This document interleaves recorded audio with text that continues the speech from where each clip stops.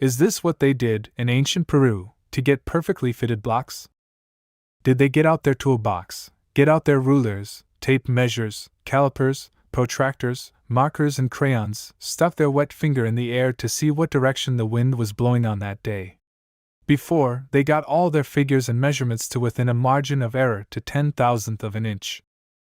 Then they got their copper hand saws, chisels, and pounder stones to smooth down the stones, to get perfectly smooth edges and corners. Then set each block perfectly to the contours of all other blocks already assembled in the wall, which allowed them to get 360 degrees of perfection across the entirety of the cross-section of the wall. People keep insisting that they know for sure that we can replicate these tightly fitted stones with modern technology, and they swear that they have seen it done, or if not that, they then say we have the capability to do it but it's just expensive now, so that's why we don't do it. Or that cutting stones isn't that advanced, not realizing that all our modern fancy high-rise buildings are made from the same stuff that these rocks are made of.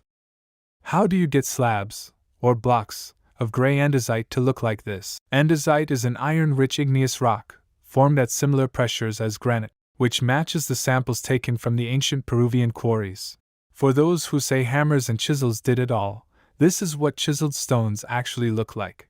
Hammer and chisels alone cannot produce the visible nuances, deviations, and contortions that flow directly from one stone into adjoining blocks, which are not merely facades, as the blocks are tightly fitted throughout the entirety of the cross-section of the wall. The blocks and the walls are homogeneous, and are not a loose shuffling of sand and pebble, filled with cracks from uneven drying, which is what you typically get with brick and mortar, or bags of cement. Their walls were built as seamless fitted mortarless constructions, while all our walls, whether it's that of a tiny house or a massive nuclear power station, have to be held together with mortar between the bricks. We cannot reproduce seamless fitted mortarless construction. Unfortunately, cement crumble, and steel rust, which causes critical structural failure, way faster than natural stone like andesite and granite will ever degrade or fail.